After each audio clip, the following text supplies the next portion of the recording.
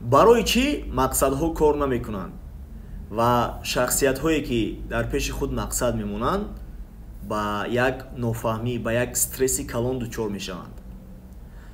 биёед дӯстони азиз, аввал инро бо якдигар қайд намоем ки сабаби асосие ки мо шумо дар стресс, дар як ҳолати нофаҳмӣ меафтем дар чи аст?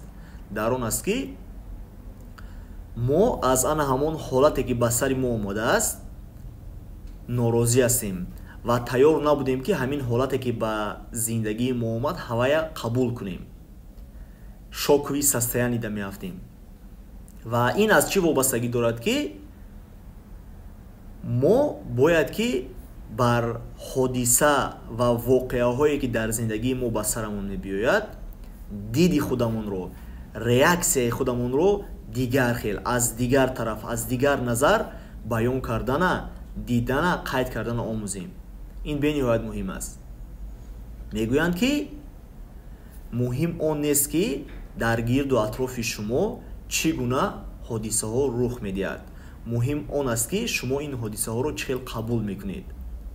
барои ҳамин дар тамоми лаҳзаҳои душвортарине ки дар ҳаёти шумо ба саратон меояд, шумо кӯшиш кунед ки аз ин ҳодисаҳо як дарс гиред ва ба стресс афтидан нею ба як ҷиҳати хуби кор ки ана ҳамин воқеа дар зиндагии ман омад ки ман шахсияти бақувват шудам, ана ҳамин хел фикр кардан дар кор.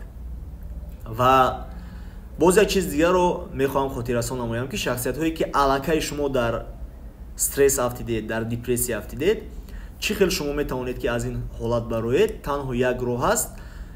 ин роҳ ҳам ҳамин аст ки кӯшиш кунед ба дигарон хубӣ кунед, кӯшиш кунед дили як каса ба даст биёред, кӯшиш кунед хандаи як тифла ба даст биёред, сари як тифла, як шахсияти бепараздора сила карда, ба ӯ раҳм карда ва я дастгирӣ карда хурсанд кунед. бо хушбахту хурсанд кардани дигарон шумо метавонед ки ҳолати худатонро хуб кунед. шояд шумо савол диҳед ки ман худам дар депрессия ҳастам, ман ҳеҷ каса дидан намехоҳам, ман ҳеҷ сухана шунидан намехоҳам, чӣ хел ман ин корро карда метавонам? шумо бояд ки иродаатонро қавӣ гиред ва ба худ ҳамин хел савол диҳед ки то он даме ки ман ҳамин хел давом медиҳам, дар зиндагии ман ягон дигаргунӣ намешавад. барои ҳамин дар бораи ҳолати худатон фикр накунеду дар бораи чӣ гуна аз ин ҳолат баромадан фикр кунед. ва вақте ки шумо ба дигарон эҳсоси хушбахтиву хушнудиро расонида метавонед сидқан аз барои худо, ҳатман дар зиндагии шумо оромӣ, хушбахтӣ, хурсандӣ оҳиста оҳиста омадан мегирад ва шумо аз ҳамин ҳолати худ мебароед. ва мегузарем ба бахши мақсад ки барои чӣ мақсадҳо кор намекунанд ва он чизе ки мо ажидат мекунем ҳамон ҳодиса ҳолат рух намедиҳад. сабаби асосии ки мо ба мақсад намерасем дӯстони азиз, он нест ки мо мақсадҳои калон мондагим ё ки мақсадҳои мо тамоман нереалнианд. ин чизо ролбозӣ мекунанд, лекин на он қадар зиёд. сабаби аз ҳамада асоситаринаш ҳамин аст ки мо ниятамон чӣ хел аст. важна не цел, а намерение достичь этой цели меган. яъне муҳим мақсад нест, муҳим нияти ба ана ҳамин мақсад расидан аст. масалан, агар шумо хоҳед ки дар ширкати Фаберлик директор шавед, аввалин дараҷа шумо бояд ки ба мақсадатон ё қатъи ниятатон кор кунед.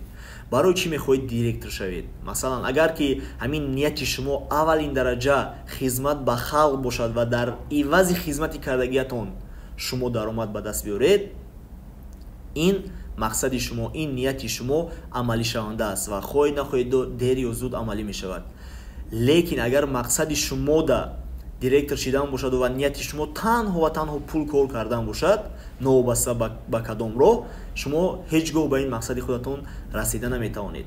барои ҳамин мо шумо бояд ки бисёртар кор кунем болои ниятҳои худамон, ки чӣ гуна мо ният дорем. нияти шуморо ҳеҷ кас фаҳмида наметавонад, вай дар қалби шумо ҷойгир аст. барои ҳамин шумо бояд аниқу дақиқ ниятатонро нек сформулировать кардана омӯзед. дар ана ҳамин ҳолат тамоми коинот, тамоми қонунҳое ки дар зиндагӣ кор мекунанд ба нафи шумо кор мекунанд, агар ки нияти шумо поку неку ёрдам ба халқ бошад, хизмат ба халқ бошад. мегӯянд ки розигии худованд дар розигии халқ аст. вақте ки шумо дар мардум хизмат мекунед, аз барои худо ба вай дасти кӯмакатонро мерасонед, ҳатман худованд бар тарафи шумо назари раҳмат мекунад ва дар зиндагиятон баракат зиёд мешавад. ҳамина дӯстони азиз, фаҳмида дарк карда кӯшиш намоед ки пешравӣ намоед ва кӯшиш намоед ки дар зиндагиятон дигаргуниро ба вуҷуд биёред. ва барои одамоне ки маро тамошо карда истодаанд, мехостам шумо низ дар бораи ҳолатҳои худ ки чӣ гуна дар стресс афтидед ва чӣ гуна мақсад мондеду ба мақсадтон нарасидед, кадом корҳоро анҷом додед, дар комментария нависед. боварӣ дорам ки бисёре аз тамошобинон хурсанд мешаванд ва на танҳо фикри мана мехоҳанд ки боз фикри шумо низ шунаванд, дар комментария бинанд, хонанд. ва манам ҳамаи комментариҳое ки шумо менависед дӯстони азиз ҳатман мехонам ва барои худам як дарси оливу хубе дар зиндагӣ мегирам. ва мегузарем ба бахши нияту мақсада. Гуфтем ба бахши нияти мо. нияти мо дар ширкати Фаберлик кор кардан аввалин дараҷа ин хизмати содиқонаву софдилона кардан ба халқ аст. ба мардум пешниҳод кардани маҳсулоти дастрас бо сифати аъло, бо тахфифҳо ва тӯҳфаҳои олӣ ва ба мардум пешниҳод кардани бизнесе ки метавонад зиндагии онҳоро куллан иваз кунад. чӣ гунае ки зиндагии бисёре аз мардумро 180 градус тағйир дод, аз ҷумла зиндагии ману одамоне ки дар командаи ман ҳастанду одамоне ки дар лоиҳаи бузурги мо Фаберлик Фореор аст.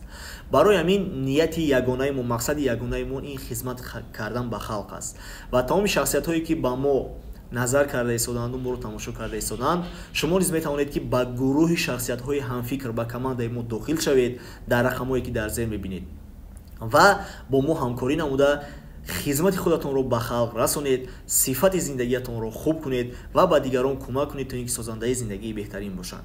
ба ҳаматон муваффақият, бурдборӣ ва баракати корро хоҳонастам. худованд нигаҳбонатон бошад. канали моро бо лайку, поделитсияу дастгириҳову комментарияҳои олиятон дастгирӣ намоед ва фаромӯш накунед ки пешравии мо вобастагӣ дорад аз дастгириҳои шумо, аз амалҳои неке ки шумо барои канали мо анҷом медиҳед. худованд нигаҳбонатон бошаду ёру мададгоратон. то бозӣ.